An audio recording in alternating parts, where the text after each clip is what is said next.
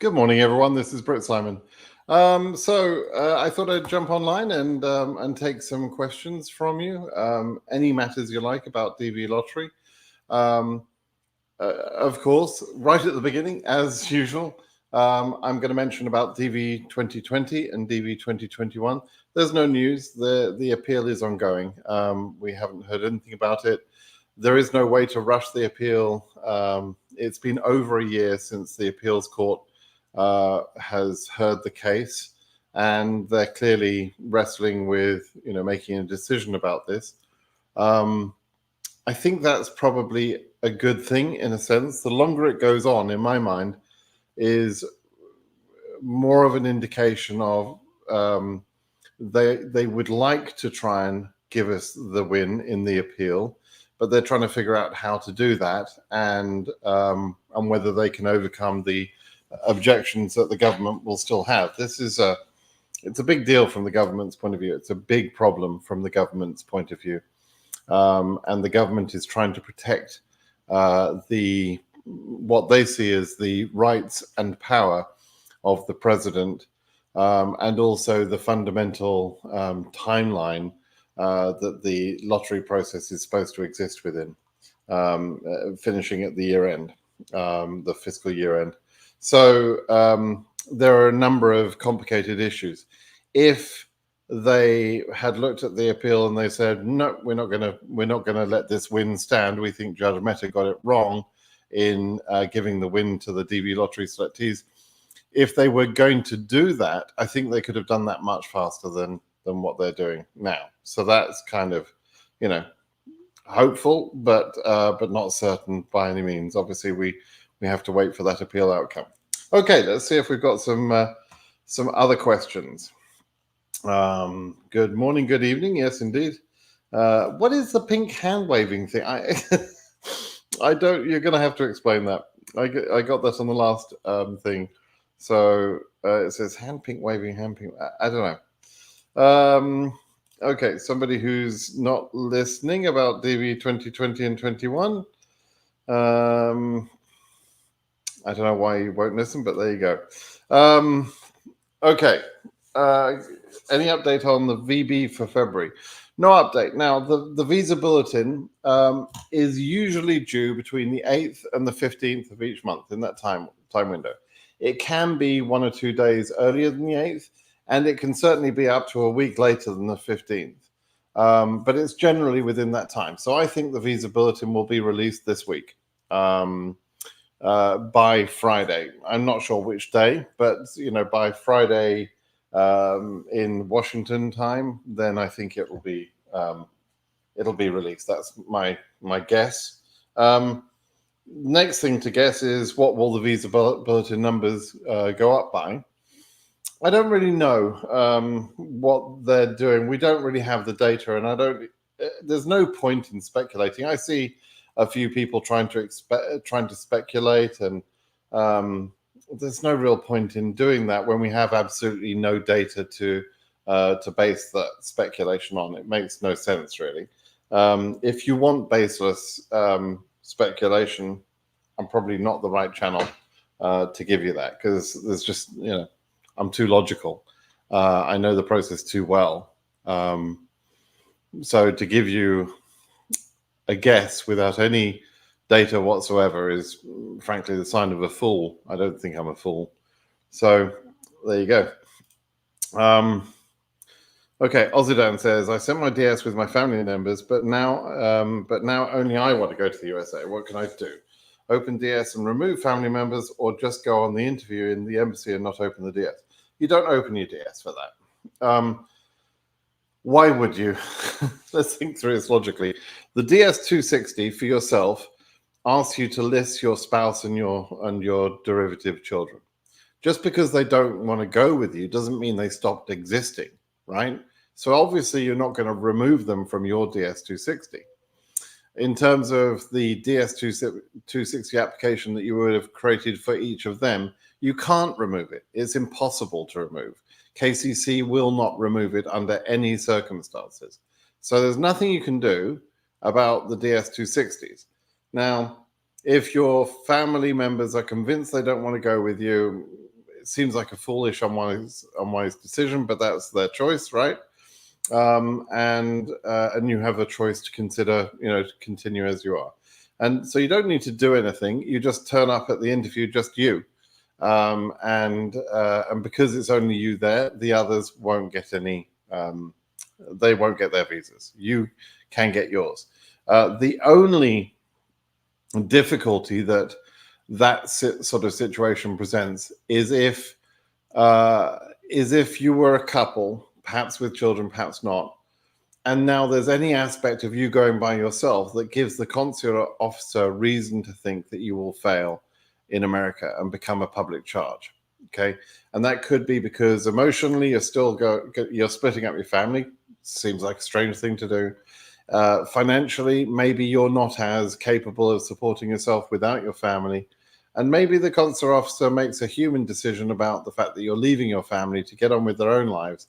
And maybe he thinks that he doesn't want to help you do that strange thing. So, those things can happen. But apart from that, there's no legal reason why you can't proceed. Okay, that way. I just think it's a strange thing to do. But anyway, Tyler, hello, my friend. Hello, my friend. Your YouTube notification is my favorite thing on the DV journey. Oh, that's sweet. Waiting for the new visa bulletin for the Asia case number. You're 19,600. So yeah, you're going to be waiting a few more months, I would say.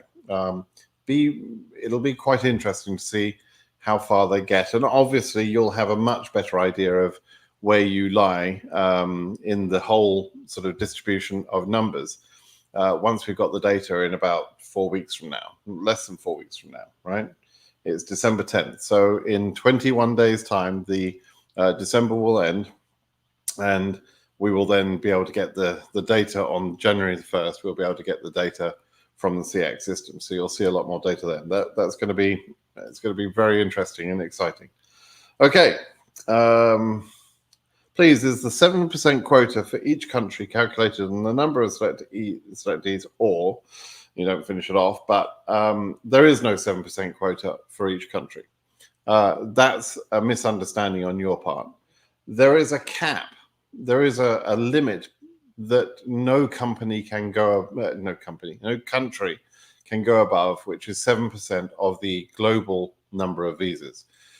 Since there are 55,000 visas globally available, then that number is 3,850.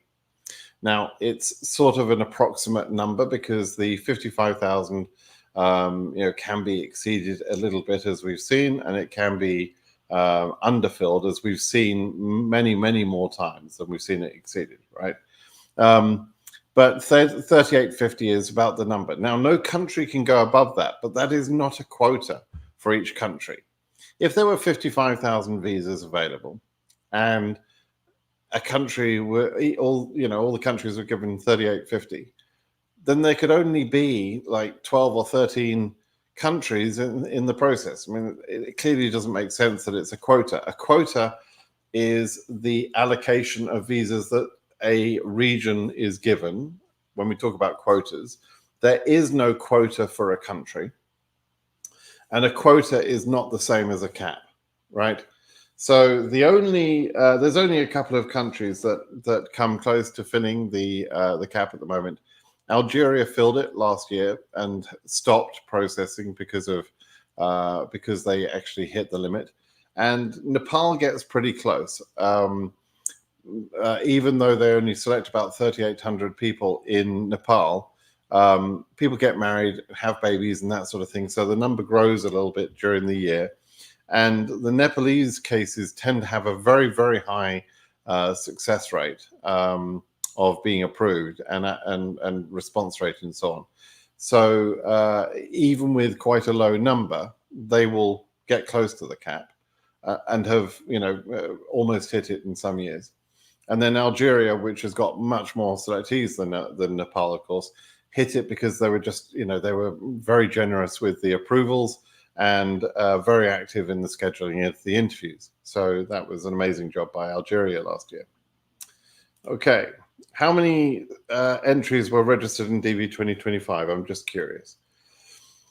We don't know exactly, but I've speculated that probably about 15 to 17 million is the number we'll see. We'll see that number for the first time in May of next year. But my speculation was built on the traffic that I observed going to the DV Lottery website, and I created a couple of videos that explain that as it was happening, and then just after it had completed. And so the year falls between a sort of a busy year and a quiet year, in my opinion. And so I picked a sort of a midway number at about 15, 16, or perhaps even 17 million entries, roughly speaking. All right, we'll see for real. I mean, that's just a bit of fun, right? I mean, it doesn't matter in a sense. The only thing it matters is it affects the chance of selection. So, you know, if there were 24 million entries in DV 2024, so you know, there are a lot more cases entered, a lot more entries, and therefore your chance of selection as an individual is less, right? So, okay. Hello, Simon. I've changed my interview with 2 months after submitting the DS260. Does it bring in a delay? No, probably. You're probably not even current, right? So no, it doesn't. It doesn't change anything. And when you say you've changed your interview, you can't change the embassy selected in the DS260. There's no technical way you can do it. It can't be done. What you can do is you can change your address, and you can ask KCC to change your embassy based on your address. But you can't just go back into the DS260 and select a different embassy in the drop-down. It doesn't work that way.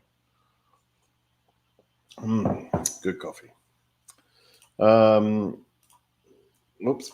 Good morning. When will Sri Lanka Asia start interview? They already have. You're saying still not. How do you know still not? How do you know? Are you in contact with everybody that is assigned to that interview, to that embassy? If you're not, you know, then how do you know, right? And why are you making, you know, that prediction, as it were? Let me just have a look at something here. I'll go check, see the October issuances. I think that was 0 for Sri Lanka, but we don't know yet. So let's see. Oops. 24. Okay.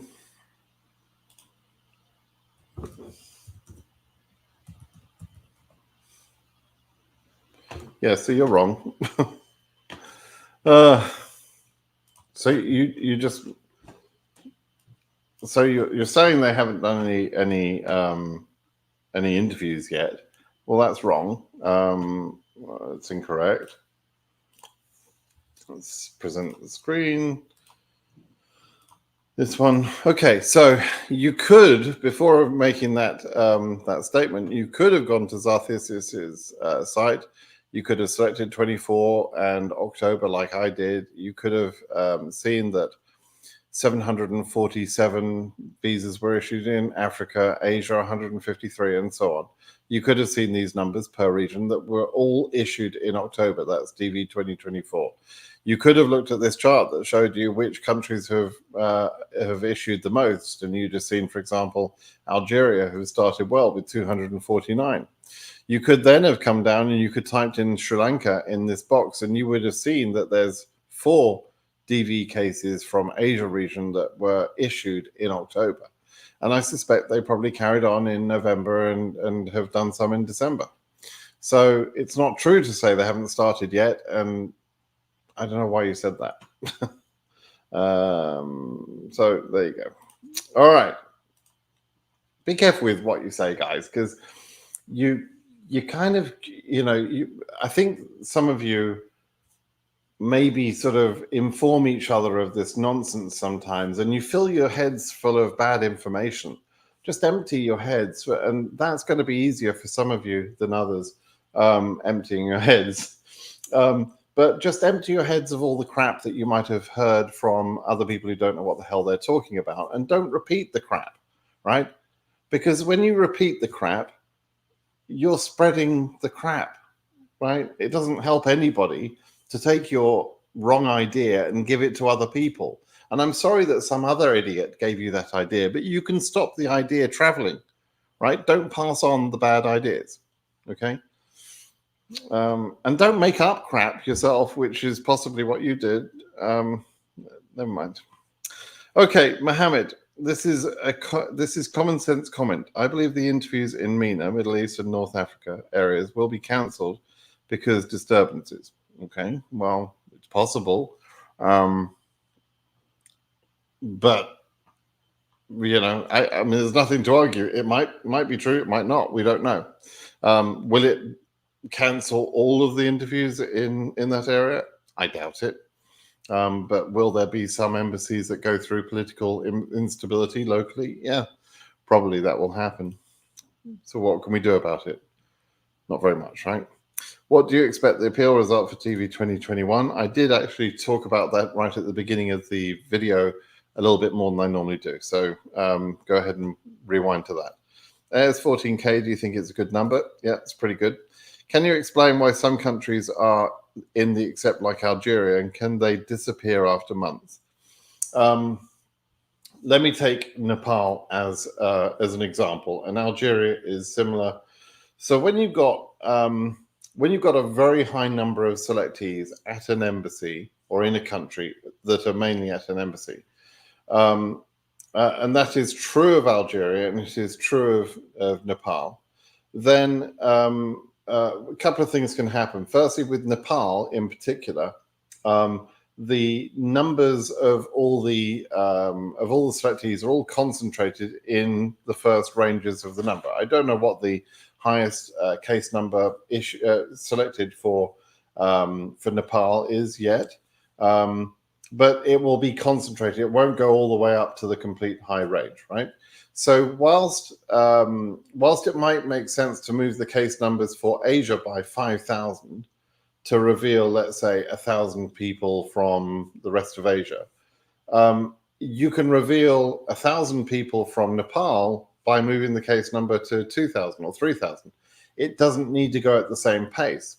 And the majority of those people are at one embassy. Like in Nepal, most Nepalese cases are handled in Kathmandu. You don't have a lot of Nepalese people in other countries that are winning the lottery, right? They're mainly in Kathmandu. So the numbers are concentrated in the first few thousand selectee numbers. And most of the people are going to go to one embassy. And so they want to spread that work over the full 12 months. They don't want to work themselves to death in the first 6 months and then do nothing in the second 6 months. So they tend to spread the workload by having this accept number. It slows down that workload for that country because most of the people are at that one embassy. The same thing happens for Algeria. And Algeria are, obviously progressing very fast anyway, right? They've already issued 249, as we saw, in October. Second part of your question is, can those accept numbers disappear? Yes, they can. They can choose at some point to make the country pretty much the same number as the region, very close to that number, or perhaps the same number as the region. And if it's the same number as the rest of the region, then they don't need the accept number at all. So it can disappear. It has done in many years. We've seen years where they have the accept numbers right from the very beginning. They've had years where there's been no accept cases, no accept countries from the beginning, and other years where they've, where they've introduced it later. There's all sorts of things they can do, but it's to organize their work at that very busy embassy. That's why they do it. Okay. Case number EU 18660, when can I start applying for it? Right, so you should by now have submitted your DS260. You should have done that already. And when your case number is current, which is going to be, probably some months from now, 3-4 months from now, maybe, then they'll contact you about arranging an interview. But you should apply for your case now. right? You don't have to wait to be current to apply for your case. Okay, go to my blog at britsimonsays.com and read the basic questions, because you clearly need a little bit of help there. Okay. Thanks for helping me. I've been watching you for the last 2 years. I pass all the process with help and advices in Ohio now. God bless you too. That's awesome. Thank you. Thanks for coming in and letting me know. Leonis, thanks for what you're doing. Appreciate the energy. Can I add a kid newborn to the DS260 and come with him, her, without her mother, as we're not married, and then return him, her? You can. You can add the child to your case. But why wouldn't you marry the mum, right? I don't know. I don't want to pry into your personal situation, but you can take the mum too, and she could live in America with the kid. If you've no interest in being a family unit with this mum and this kid, well, maybe Uncle Simon needs to talk to you about responsibilities of being a dad, but nevertheless, it happens sometimes. So, you can technically take the baby. If you've got permission letter from the mum, you could take the baby, activate the baby's visa, and then return the baby. However, unless that baby then enters the US every few months, the baby's going to lose the green card anyway. So not a lot of point in doing that, but you can do it. It's technically possible. Okay. Appreciate your effort. Thank you for saying so. Yosef says, is there any reason or why some embassy behaved badly? I'm from Ethiopia. Right. The reasons that they behave badly. It's a good question. I don't think we could say there's one particular reason why all of the embassies behave badly. But if we do something here, let's have a look at, let me put back this screen. Make me little. Okay, so this is another link on Zarthisius's site. I'm struggling with my speaking this morning. Let's look at Africa, and we'll look at Ethiopia, right? Okay. Now we can look at that and see they've issued 11 visas so far in 24. Not a lot, right? There's another place we can go and have a look at, see what they're doing in general. Monthly immigrant visas, that one there. Okay, we're going to have a look here, and we're going to look at the data because I want to see what else they're doing. My suspicion is they're doing something else, right? So let's have a look for Ethiopia. Oops.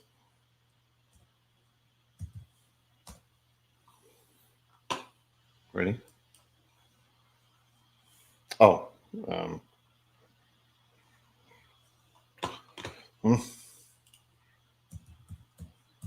Let's just figure this out. What am I doing here? Okay, so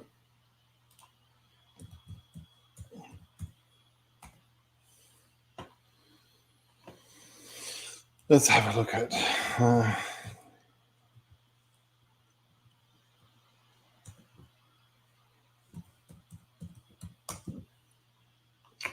okay, so sorry, I was just having to deal with someone here.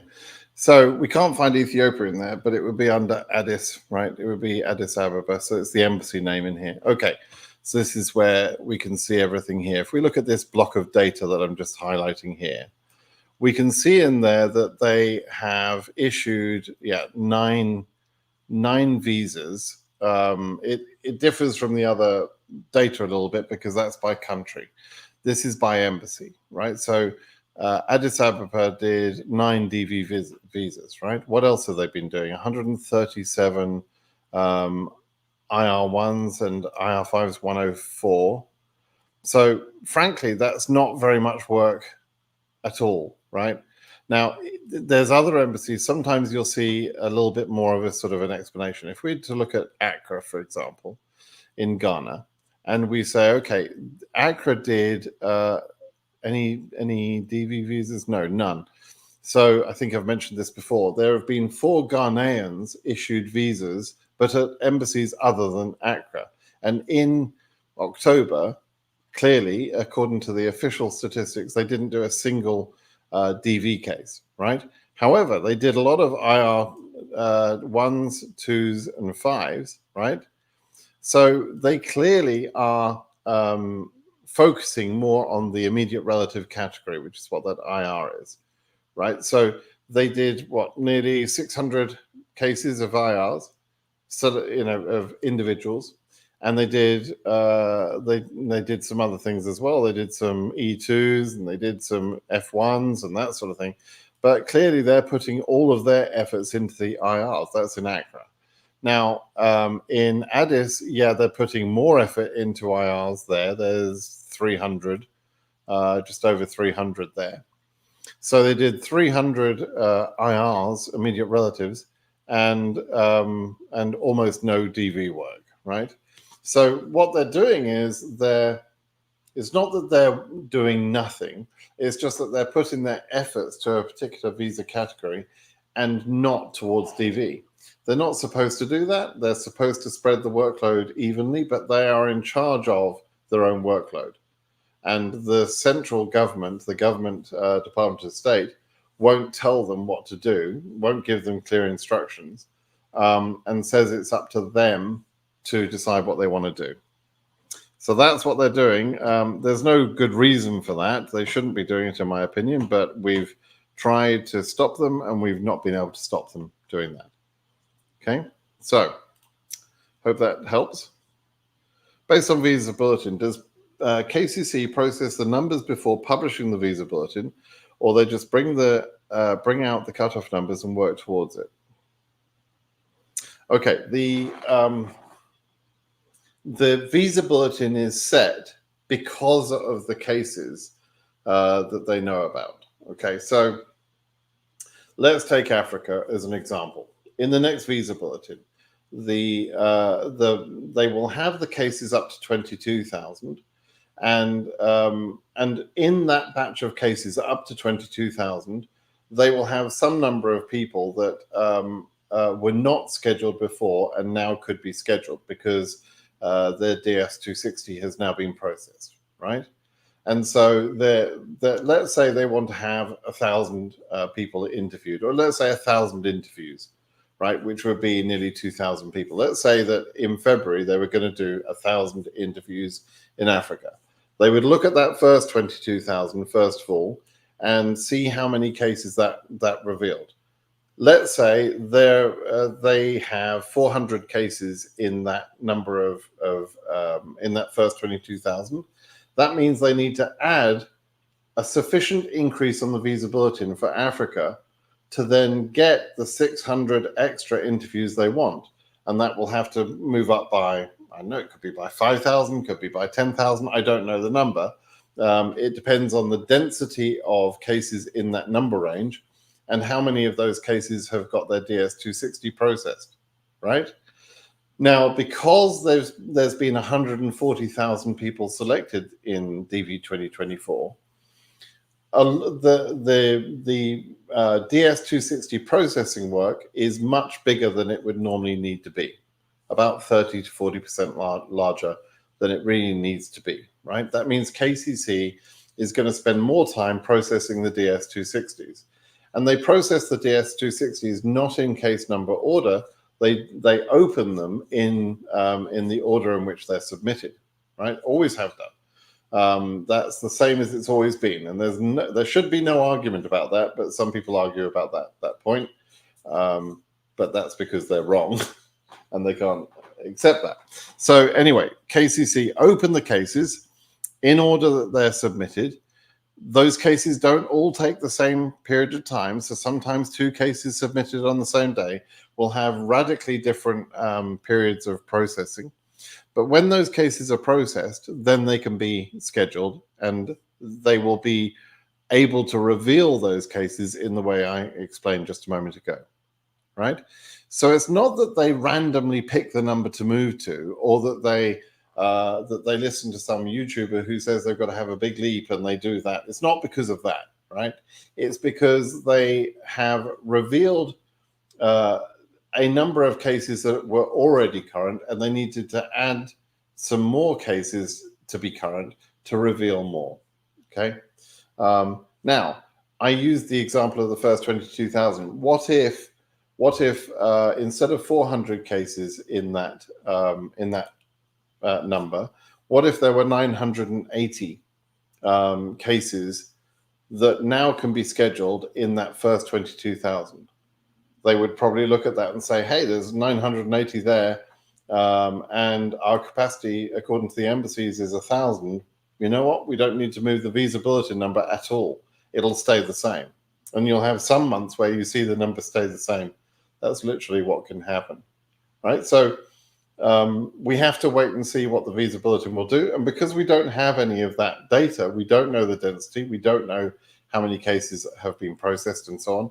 There's really no way to guess that other than just pretending you know something that you don't, which is what you will find from some YouTube channels that say they're DV lottery experts. So if you want that sort of bullshit information, please go and watch those other channels. Oh dear. Hi Simon, winner of 2023, living in Frisco, Texas. Live it here, probably love it here is what you mean. One thing does not understand how blessed you are to get a green card just like that. Some people, so many people in the USA will do anything for this. Yeah, absolutely. There are some people who have literally no way of getting what you got. They have no path to the green card at all. They can't get it through employment. They can't get it through family base. They can't get it through immediate relative and so on. They have no path. And so for some people, this is the only way you're ever going to get a green card. And it's, it's a big deal. It's important, right? Don't waste the chance with making mistakes. Does AS42K have any hope in DV 2024, or is it better to not think about that? Certainly for now, my top of the head answer would be it probably is too high to get current. Probably, right? I can't say for 100% certain, but when we know the data in January, we'll be able to see, exactly how many cases are before you. So, and it really depends on that. It's like how many cases are there in front of you, and we don't know that number today. But 42,000 doesn't seem possible, right? For Asia, it just seems that would be too close to the end of what is a very over-selected year for Asia. It's not because of the number exactly. It's because how many selectees there are, right? And your 42,000 case is probably 42, position 42 out of about 55,000, right? And so you've got a lot more of the selectees in front of your number than after your number. Even though Nepal and Iran would have stopped by then, and so we'll be in the low density range, it just doesn't seem likely, right? The quota for Asia is about 8,500, right? Nepal will take 3,500 of those, almost certainly, right? Probably a little bit more. So that leaves 5,000. Then there are 5,000 selectees from Iran, all of whom have got a lower case number than you, right? All of them, right? All of those people. So those Iranians who want the remaining 5,000 visas are all in front of you.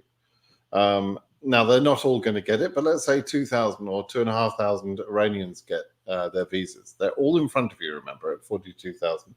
So that leaves us about 2,500. And in the first 42,000 numbers, or the first 40,000 numbers, how many people from the rest of Asia are there? A lot, unfortunately. There's a lot of them.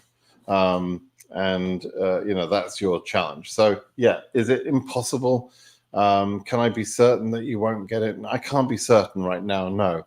But we're going to know a lot better in January. And we'll never, ever be 100% certain because something really weird could happen. Let's say, I should be careful what I say here because I don't want to say something that would be undeniably cruel or horrible. But let's just say you're in Asia where Nepal and Iran take the lion's share of the visas. If there was some reason why Iranians could not process at all, right, or why Nepalese could not process at all, then that would open the door to high case numbers from the rest of Asia. But what would cause that, right? It doesn't seem very likely. It would be an extraordinary thing to happen. It's like Nepal going to war with someone, and the U.S. embassy shutting down, or having an internal strife, having some sort of internal political situation that caused the US embassy to stop work, leave the country, essentially. That's the only way it could happen. And I would hate for that to happen. So I'm hoping it doesn't happen, even though you might want it to. It's probably not going to happen, right? Could you answer how likely it is that one gets denied a visa at an interview due to a low quality photo? Very, very unlikely that you'll be denied that way, because if it was truly a low quality photo, you would have already been filtered out of the process. So I don't know what you mean exactly by low quality, but there are already many, many people who got filtered out the process before the announcement of the results due to their photo. So it's very, very rare that you hear someone being refused in the interview because of the photo. And if they are refused, it's not for the quality of the photo, because that's already been checked. It's for the content of the photo. It's like when someone switched the photos round, and so they've got the wrong photo for the principal applicant or one of the derivatives. It's that sort of thing. That's what happens, but not because of low quality. Okay. Hi, Britt. I hope you're doing great. Is it to get married after the DV lottery results, or should I follow my fiance to first? Okay, so I always say to people, if you're in a genuine relationship and then one of you wins the DV lottery, go and get married. Right? It would be the stupidest thing to pretend that you're not together and to go off to America and then spend 4 or 5 years and lots of money trying to bring your loved one to the USA. That's a stupid way to do it. The smart way to do it would be to get married and both go together, right? And consular officers know that and they understand that. Now, that's if you have a relationship with someone already. When you win, right? It isn't very sensible that you go to the consular officer and say, yeah, I won a few months ago and I met a girl last week and I want to marry her. That's not sensible. That's not what I'm talking about. What I'm talking about is you've been together for months or years. You've got lots of proof of you being together. You've been on vacations together. You've been here, everywhere. And you were planning to get married, and then one of you wins the lottery. Then go and get married straight away and process together. Simplest thing to do. Okay, and not risky, because you were together already. Now, on the other hand, the last thing I'll mention, if you win the lottery, and one of your friends says, hey, marry my sister and I'll give you $10,000. And I know she's a bit ugly, but don't worry about that. You'll get divorced once you're in America. Don't do that. That's fraud, as well as you married the ugly girl. But don't go ahead and do that, because that would be a fraudulent marriage in order to defraud or fraudulently obtain an extra green card. And what will happen is you'll both be banned for life. And that's the best outcome, right? You'll be banned from America for life. And then you're married to that ugly girl. So don't do that. It's horrible. What change would you like to see about DV? Oh, man. What? Oh, wow. I would like it to go back to how it used to be.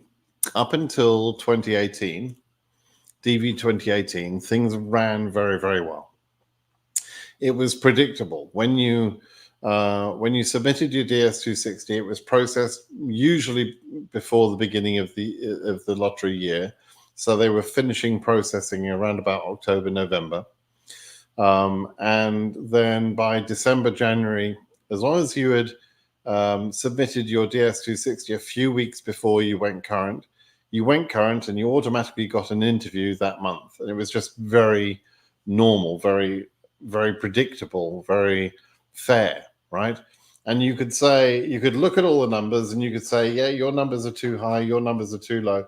You didn't have to think about COVID. You didn't have to think about, is the embassy working hard or not?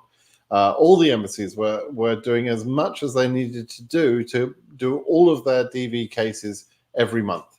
And as the visa bulletin was moving up, there were never backlogs anywhere in any part of that system. Just a little bit of DS-260 processing backlog at the beginning of each year, but that was usually over by, October, November, maybe December in some years, right?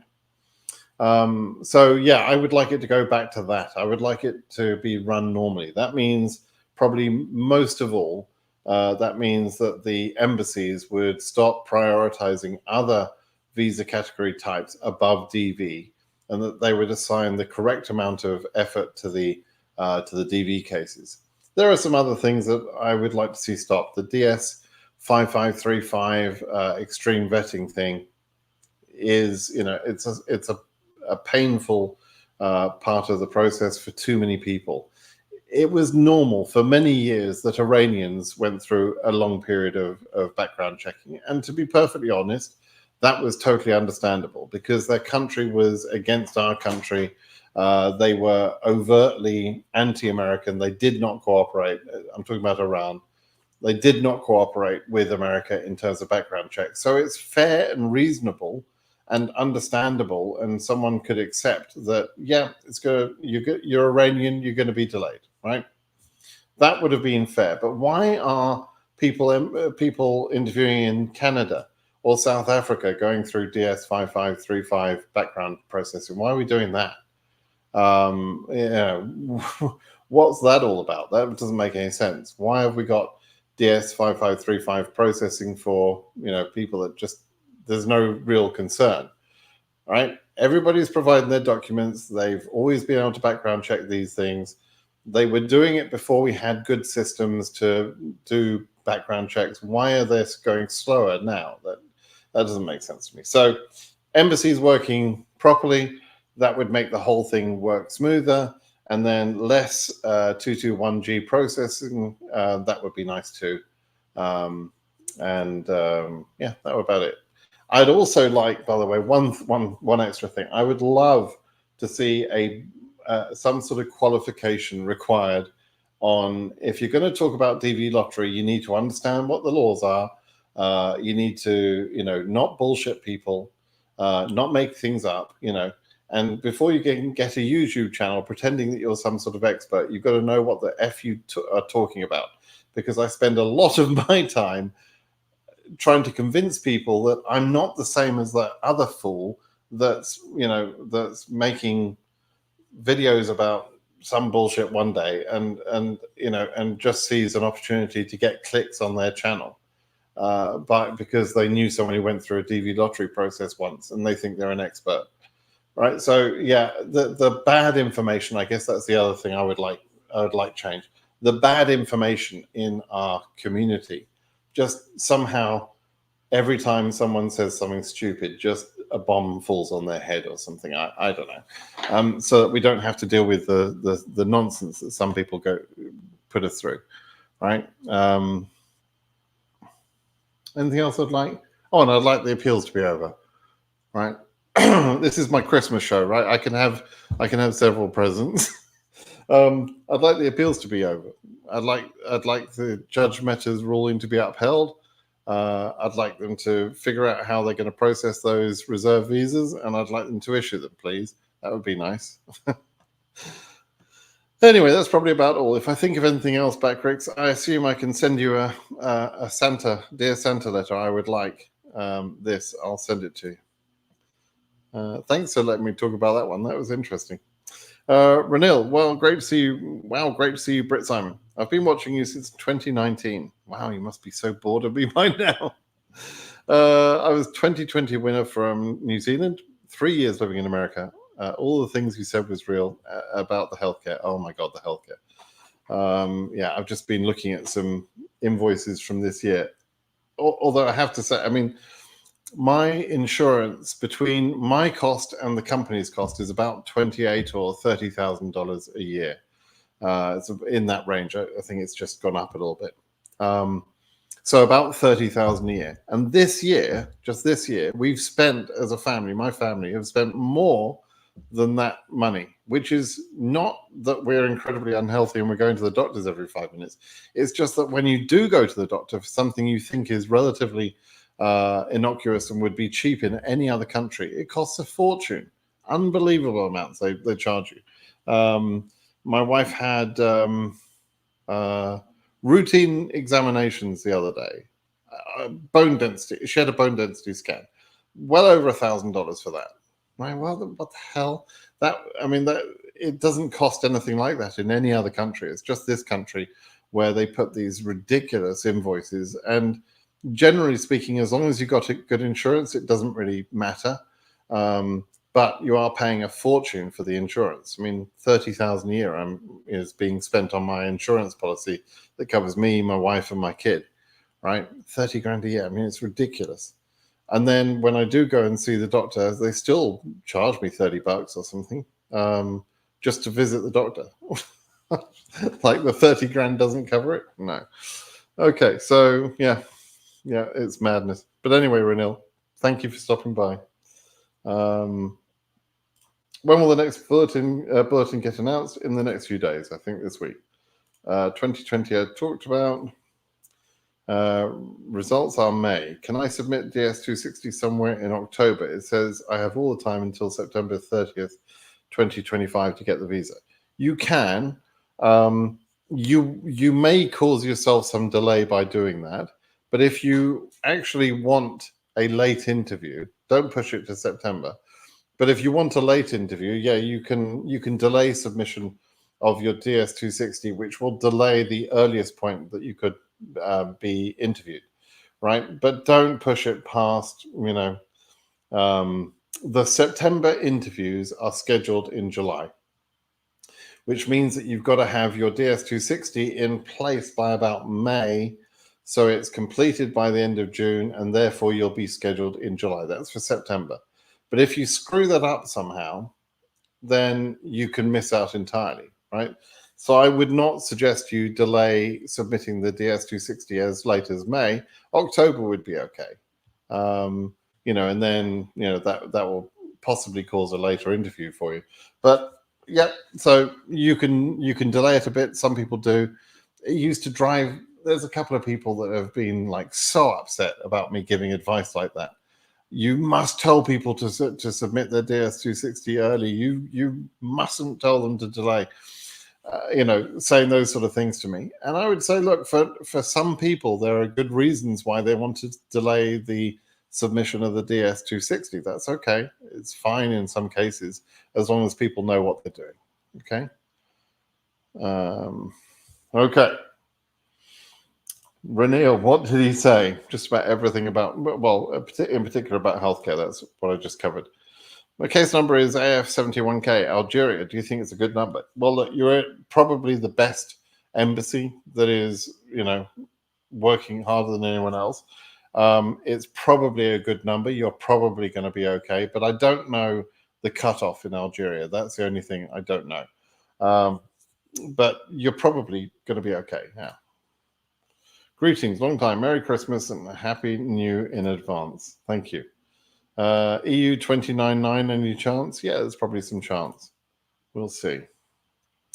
In Ethiopia, able to chance AF 18,000 case number. Yeah, you've got a good case number, but if you're in Ethiopia, you're relying on Addis Ababa. And we saw earlier how, how they're operating, right? They're not doing great, but they might improve. Thanks in advance. What is the number being called for 2024 for Africa up to date? The visa bulletin is up to 22,000, and there's probably someone at some embassy somewhere with a case number of 20,000, 21,800, 900, something like that. That's probably, they've probably, done an interview on someone all the way up to that case number.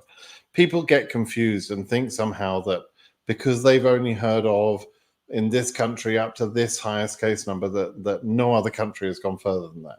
It doesn't work like that. If you've got an embassy that is working hard and and has capacity, and it happens to have an African with case number 21,999, you can schedule that interview, and that interview will be scheduled, right? So it doesn't mean that every other embassy has to finish all of their business first. It doesn't work that way. Let's see the next one. Introverted content creator, one of my favorite names here. He doesn't have any questions, but he doesn't miss a live. Thank you, man. Appreciate it. Okay. The best. Thanks for every year. Finished my lottery process because of you, and I'm in Miami now. Bienvenido a Miami. I used to live in Miami for a while. I was in the Doral area, just a few minutes drive, probably 20 minutes drive from South Beach and all of that area. I used to love it. I was there in the mid 90s, and it was very Latino vibe, very, very sort of Cuban sort of vibe to it. The vibe has changed in South Beach. I noticed a couple of trips I've taken there, but I still like and love that area. South Florida is fantastic. Love the Keys. Very nice area. But the weather is like the heat and the humidity. Oh God! When I was there, you'd open your door to go out for the night at 11 o'clock at night, because I have a Spanish wife and she thought going out to dinner at midnight was normal. So we'd open the front door and you would just hit with this heat and humidity, and you just showered and got ready to go out, and all of a sudden you're like, sweat's dripping off your forehead. So yeah, hot place. Okay. Nikem, can you predict when case number AF 55,700, specifically for Cameroon, have their second letter? It'll be a Tuesday, but I don't know which Tuesday. Okay, that's all I know. Is there any chance for case 44K to get an interview for DV 2024? Yep, probably is. African 44K, thank you. I saw that, which is why I didn't mention about the dead angel. But yeah. So well done. Good morning. Repeat it again. FYI, the previous fiscal year visa bulletin for January was also late, and it was released on the 19th of December. Yeah, I don't read too much into that. No, don't worry about that. If someone intends to study the full 24 and apply for an F1 visa, and later is selected for the DV lottery, how risky is it to apply from AOS despite entering the US with no immigrant intent? Not risky at all. It's fine as long as you're in status on a visa such as the F1. You can absolutely do adjustment to status. I did. I was on an H1 visa and adjusted to the green card. So yeah, it's fine. Hello, Simon. AF 28K interview embassy in Guangzhou. Student here, could you please tell me about Guangzhou consulate? It's a quiet consulate because Chinese people are not able to enter the lottery.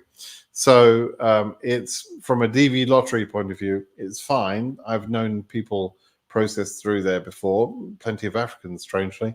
But it doesn't have a huge track record because it's not that active an embassy. So it's okay. It's fine. It's the pink waving as well, the hand pink waving again. I still don't understand it. Hand pink waving. I don't understand it, but oh well. Does interview issuance is based on completing DS260 or case number? Because there wasn't the case DV 2023 case number first wise. I mean, oh God, what was this? Does interview issuance is based on completing DS260 or case number? It's not based on either one of those. Mo, is that really you in the picture? It's an interesting hairdo you've got there, Mo, if that's you. Okay, let me explain again. The order in which the DS260s is processed is actually more accurate to say what order are they opened in, right? They're opened in the order in which they're submitted. But let's say they open two cases. They open this case, and it's a guy from Germany And this guy is an accountant working for a cereal manufacturer, nothing interesting at all. He's never traveled very much. He just went to France one time, and he's never been anywhere else. He's never been to the Middle East, or he's got a boring job. He's got a boring name. He's totally boring, right? And that case is submitted on the same day as this other guy. This other guy is Abdul, Wahid bin Laden, right? He's a chemical weapons expert. He's lived in and worked in a number of Middle Eastern countries. He subscribes to Al Jihadi Monthly or something, and he's the exact image of everything that scares Americans to death, right? And so, which of those, even though they opened both of those cases on the same day, which of those cases do you think is going to take longer to background check? They're both lovely guys, by the way. They're both lovely. There's nothing wrong with them. This guy's a bit boring from Germany, but this guy is perfectly fine. He's just a family guy. He just happens to be a weapons expert that happens to have traveled in the Middle East, but he doesn't mean anything bad by it. And he's a religious fanatic, but he wouldn't cause anyone to die if he didn't have to. He's a nice guy apart from his job. This guy is going to take longer to process, right? Because they're worried about him, because they've got to background check him. They've got to find out who he might be connected to in the Middle East. They've got to find out what sort of chemical weapons did he do. Oh, chemical weapons against fish, not a problem. If he's only killing fish, that's not a problem. But if he's ever been involved in warfare against America, they probably want to background check that, right? And so this guy is going to take longer than this guy to background check. So they both were submitted on the same day. They're both opened in that order. It doesn't matter which one has the highest case number. It's got nothing to do with it, right? And they're going to process both the cases. But this one will take a couple of weeks to process. This one is probably going to take 3 or 4 months to process, right? At least. Okay, so, and it could take longer than that. And when this guy, by the way, eventually goes for interview, he's probably going to go on to 221G while they do more background checks as well. So, that's how it works. Now, you're probably going to say, yes, but I know someone who said that's not true. That person who said it's not true is an idiot because it's the only possible way it could work, right? It's not based on case number. It's just how it is, right? So, honestly, I'm so frustrated talking about that particular subject because it's like people just, they look at the 2 examples they've heard of from their friend or this guy that said something in a Telegram forum channel or something, and they think they know everything. They think they've got it figured out. It's worked the same way for years. So there you go. As a derivative, I stated only secondary and university education, didn't include the prep and primary school education. Do I have to unlock the DS and fix this? No, 100% no. They don't care about the derivatives education for a start. And prep and primary is not what they ask for. They ask for secondary education, which is from about age 12, 11 or 12 and up. Okay, so you did the right thing, but it doesn't matter at all because you're a derivative, so it doesn't make any difference. Okay. Okay. Ranil answered. Coming here is all about the money. Too much population, ultra processed food. Oh yeah, don't get me started on that. Get sick, go to hospital, make money. Insurance company make money, then you die. Brilliant, Ranil. Couldn't have summed it up better myself. Yeah, there's a lot of that. I mean, it feels like a lot of people in this country are being farmed. Right, they're sort of fed, a diet of bullshit and bad food, and they're being farmed sort of to pay taxes while a lot of other people get rich. That's what it feels like. Now I say that as someone who's got rich, but it's not because I took advantage of other people. It's because I worked hard, right? So it's kind of an unfair society in many ways. America is not perfect by any means, right? If you think that America is perfect, then you probably have not really understood America yet. It's not a perfect place by any means, and it's a great place if you've got money, and it's a great place if you know how to make money. I mean, having money here is important, but for a lot of people, it's probably not the best place in the world to be, right? So people have to come with their eyes open and understand why they're coming. Now, if you're coming from a really, really dirt poor country in Africa, or a country that is in, constant strife because of wars and that sort of thing, or because you want more freedom because perhaps you're, living an alternative lifestyle, you're gay or something like that, and you want to live in relative freedom, then yeah, absolutely, America could be a safer place for you to be. But for a lot of people, if you want to come here and just expect an easy life to be given to you with no effort, no work, forget it. It's not the right place to come. There are better countries to go to. So yeah, it's good, Ranil, that people such as yourself remind others of that. I think your perspective, I wouldn't criticize your perspective at all, because that is your fresh perspective, and I think you're probably right. Renil says, and it's all over again, new set of DV lottery people come. That's why they have this DV lottery system. Yeah, sort of bringing them in. They bring in about 1 million new immigrants each year, and 50,000 come from DV lottery. So DV lottery is not very important to the total immigration population of this country each year. It's a very small part of it. It's a big deal to us, but it's a very small part of the overall immigration numbers, right? Immigration, though, is important to America. For America to grow and become a more powerful economy, etc., and to compete, it's a relatively small country, 320 million people. China is about 1.3 billion now. India is about 1.3 billion now. And those countries, India and China, are developing very fast, right? Nigeria is growing. I mean, you can look in the African continent and find countries that are really, growing very, very fast, and will have massive population boom, which will drive their economy. People together can make a lot of money and make a lot of progress, etc., if they work together.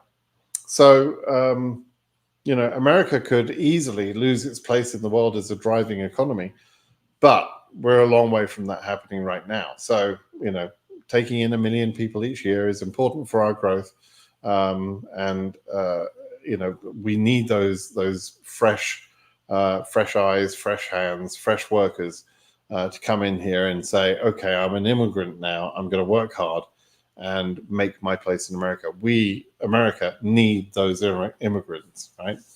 So it's a win-win situation. It can be very hard for some people. So, OMG times. Oh my God, times. If you remember, AS 74,000 still waiting for January 1st. As you said, the visa bulletin has been positive for us so far. Yeah, we'll see. AF 74,000 doesn't sound particularly high to me, but we'll see. It'll depend on embassy performance as well in Cameroon, but we'll see. Hamid says, didn't hear from KCC in terms of interview appointment. Is this normal? What's the status of the case numbers that are already scheduled in Africa and Sudan? So are you already current? You don't mention anything, Hamid. I can't really answer your question, but it is normal that some people are not current yet and therefore won't get anything from KCC.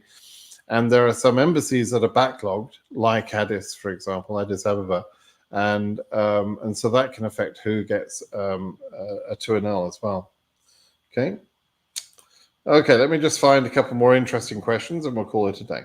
My mum is the principal applicant along with my dad with interviews scheduled in January. They both studied and worked in the UK from 2001 and 2009.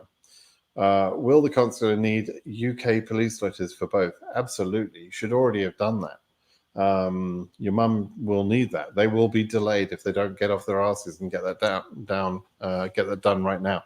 They need to go to the reciprocity page and get the instructions from there to apply for the UK police certificates. Both of them will need to have it, and they won't be approved until they've got those police certificates. Okay. And really, they should have applied for that already, because I think it takes maybe about 6 weeks for the ACRO police certificates to come through. So yeah, they're going to probably cause themselves delay.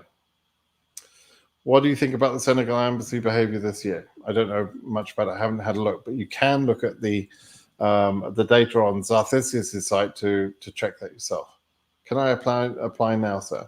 You can't enter the lottery right now. The entry period is in October and the beginning of November. So if you haven't entered then and waiting for the results in May, then you can try again next October. Don't apply on any other website between now and October of next year. There's only one website where you should apply for the DV lottery. It's an official website by the US government, and it is only open for entries in October. If you apply through any other method, then you're dealing with scammers. Don't do it.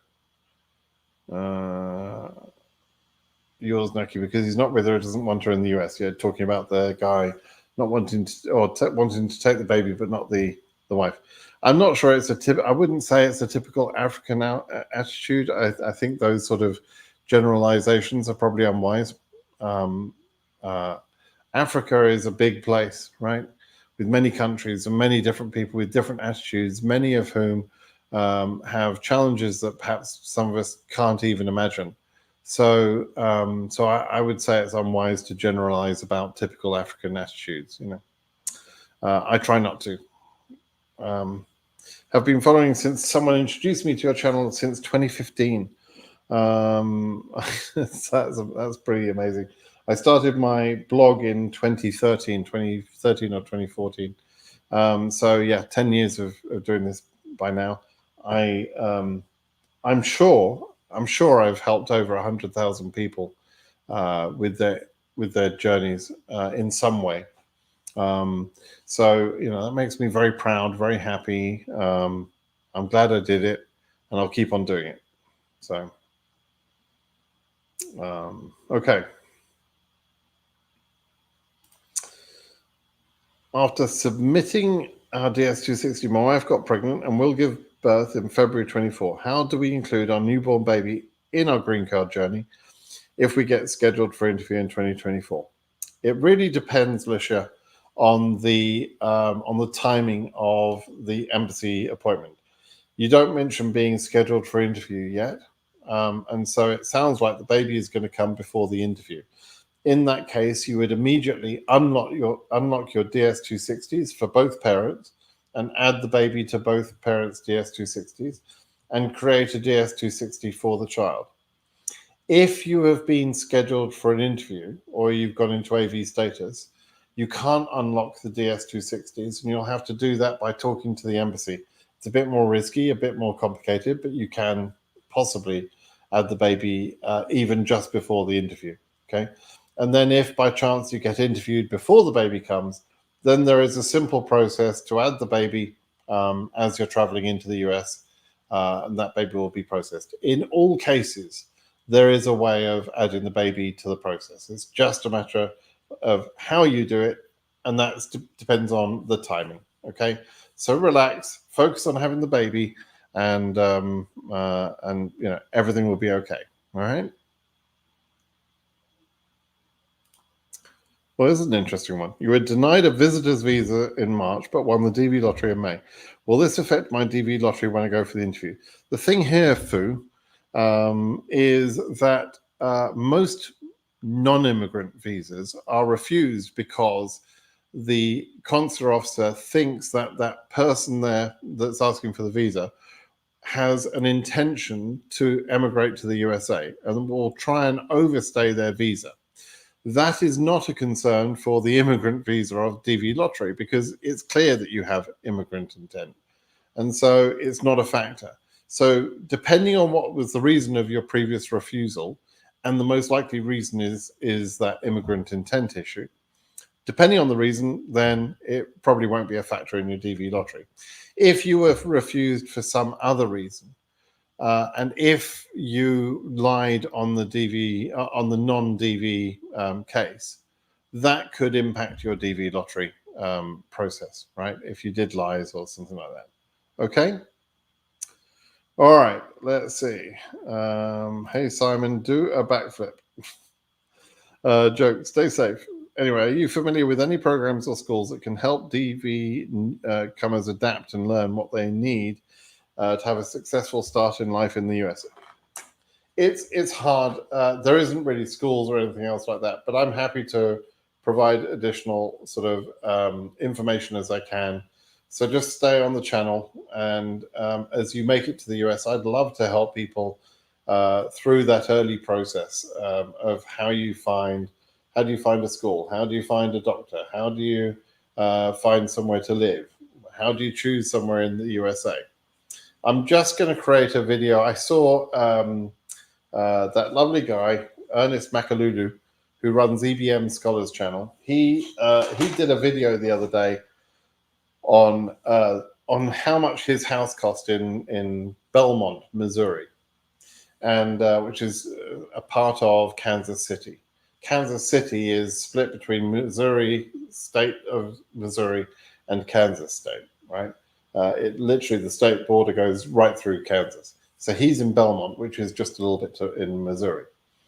Now he bought his house a week later than I bought my house back in 2017, and he paid, I think he said he paid $158,000 for his house, and it's now worth $250,000, right?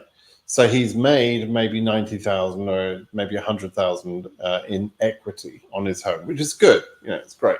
And he says in that video where he's introduced this that people should therefore choose these middle states to go live in these middle states with lower cost of living because that's much better. And I think that's bad information. He bought his house a week later than I bought my house. I've made $1 million on my house in equity, right? Because I bought in a very expensive area, but that area was extremely active, or is extremely active, with lots of work, lots of opportunity, etc. So you can go and choose to live in one of these states that have absolutely, you know, terrible economies and no opportunity and everything else. And yeah, you'll make a little bit of money on your house, you know. But if you can somehow find a way to live in one of the really expensive states where there's lots of opportunity, those states are expensive for a good reason.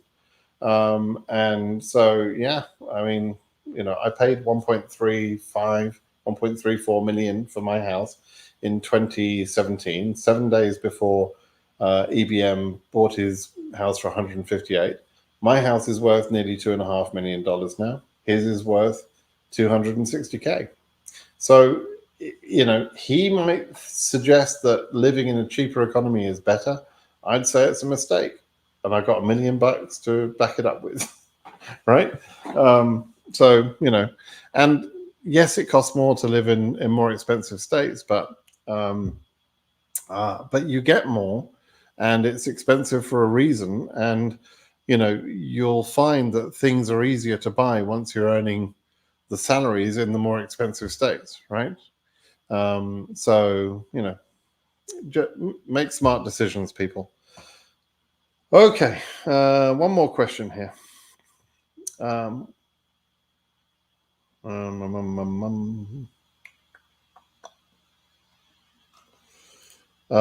Quick question: does 12K case number from Nepal has a chance of being interviewed? Yes, probably 100% chance. Sorry for asking again. I'm from Afghanistan, is that? There's no embassy. At first I did Ankara for interview. Oh, I wouldn't do that. Then I emailed KCC for changing, and they did. There is no change. Need to change my address, right? Okay. Afghanistan and a few other embassies are what's known as homeless embassies. So it is obvious that you can't be interviewed in your home embassy in Kabul. So you have the right to choose other embassies, and you can pretty much choose wherever. So you can leave your address in Afghanistan and then choose somewhere else. But you're probably wise to go to Pakistan. If it's easier for you to get to Ankara, that's fine. But consider where you can enter and how you can survive there while you're waiting for your interview. Okay. Okay. I wish I could see one more.